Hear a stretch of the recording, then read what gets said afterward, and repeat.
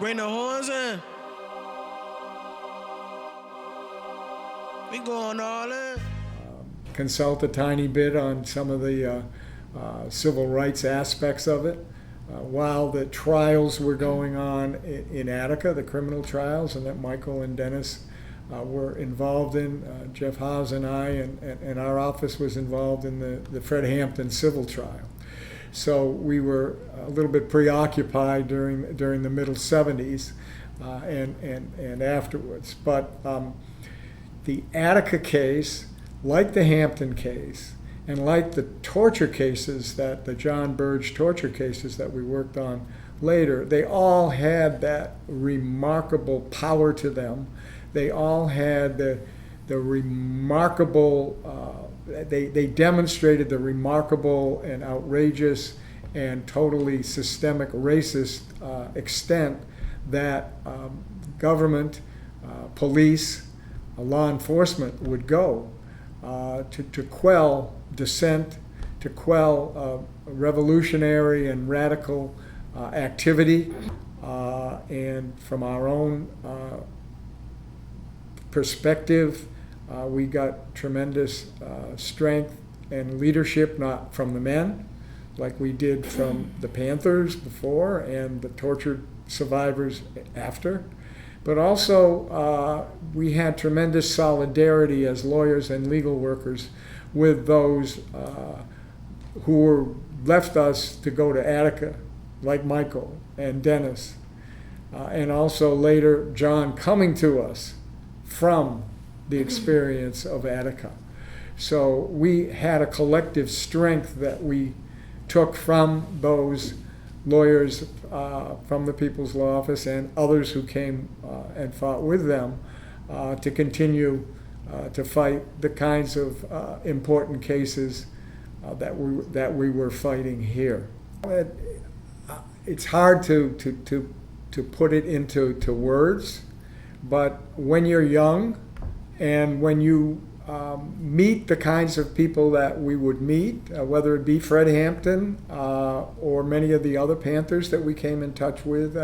when we were rather, or I can speak for myself, a rather naive law student who really didn't know much about the rest of the world, particularly about racism, coming from a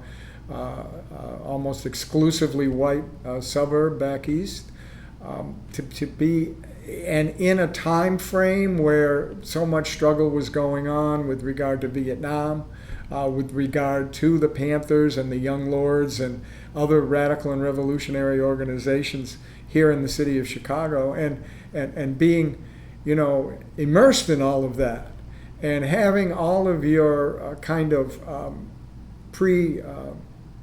what's the word I'm looking for? Preconceived ideas, perhaps, of people and politics, and then really learning on a very basic human level who these folks were, what they cared about, what they were fighting for, and how the state would come down on them for what they believed in and for what they were fighting for and what they were taking action for, whether it be selling Panther papers on the street, or whether it would be defending the Panther offices when the police came there with shotguns and machine guns. But from my own personal point of view, what really solidified that understanding and that commitment, although it has to continually be reaffirmed and re-energized, was as a student being called to the apartment of where Fred Hampton and Mark Clark were assassinated on the morning of December 4th, and standing in Fred's blood and knowing, having met him, knowing what he stood for, and for the next 10 days being in that apartment and mobilizing to attempt to bring out the truth of what happened there, but at the same time being totally immersed in the realities of the racism and the violence and the official violence and the official cover-up that followed. That all really had, and to be working with other people and taking leadership from not only Panthers but from lawyers in our office who were not much older than we were. They were young lawyers, and we were young law students and legal workers who all just mobilized, and in the same way that people mobilized later in Attica to take on a mammoth task, piece by piece. Bring the horns in.